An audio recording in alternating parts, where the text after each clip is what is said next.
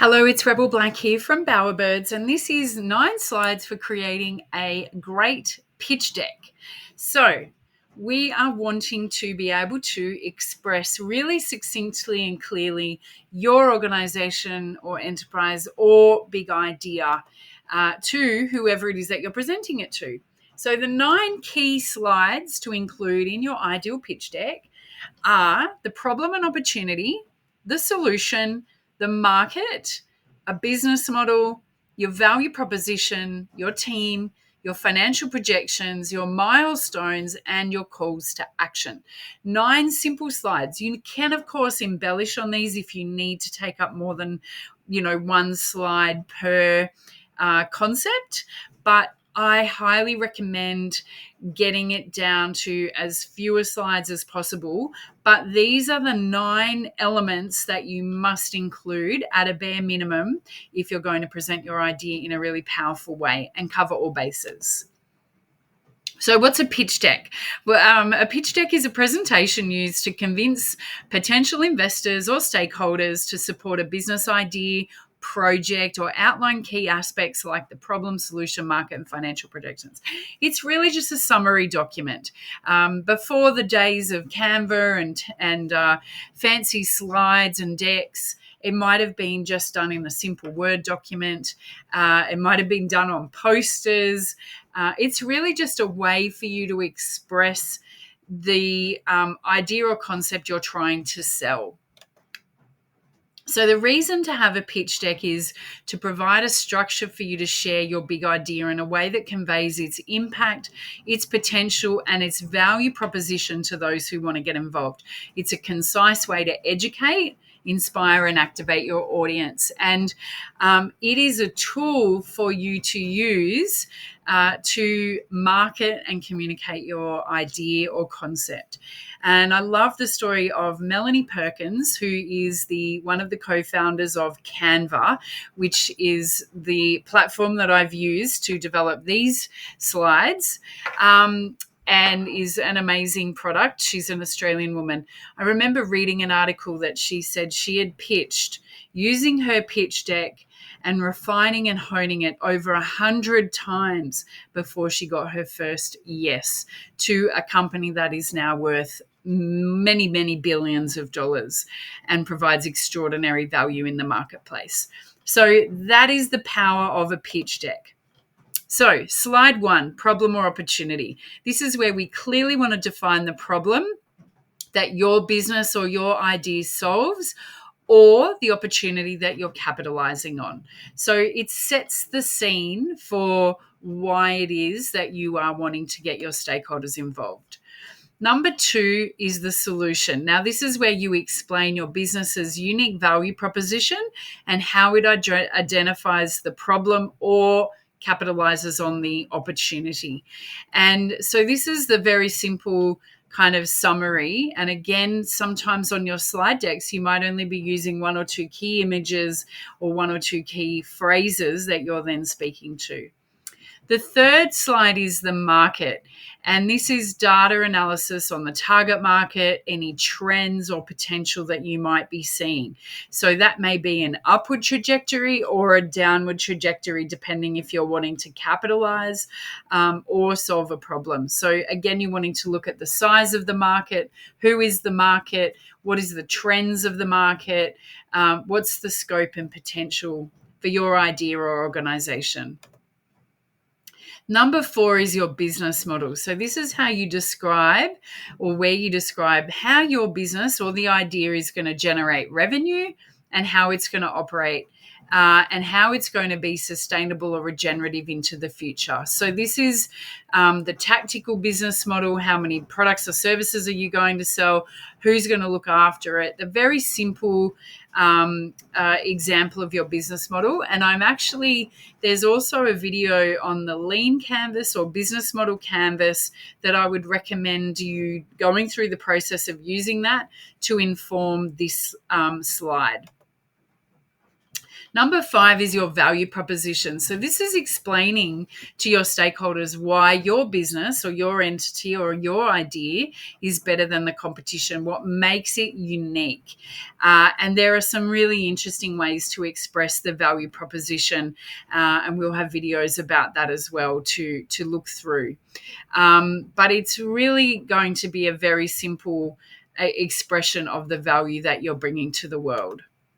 Number 6 is the team, and this is where you get to introduce the key people behind the business or the idea and highlight their expertise and experience as it relates to this business or idea. You really want to hone in on what you're sharing around the team's experience and expertise related to the thing you are pitching. 7 is financial projections. So this is where you want to present realistic but very positively framed financial forecasts, including any revenue, expenses, and your profitability. This may be where you also are able to further express some of the impacts or impact measurement that you're going to embed into your idea or your enterprise as well. So this can be financial and or projections of alternative value in the market. 8 is your milestones and progress. So this is showing what you've already achieved so far and what you plan to achieve in the future and in what time frame you're planning to do that as well. Number 9, of course, is the call to action, and the final slide in the deck will clearly state what you're wanting from the audience. Is it funding? Is it a specific amount of money? Is it a partnership? Is it to get them to buy the product or service? Is it to get them to do something next? You want to tell them what you want them to do next. That is your call to action. So, some extra tips.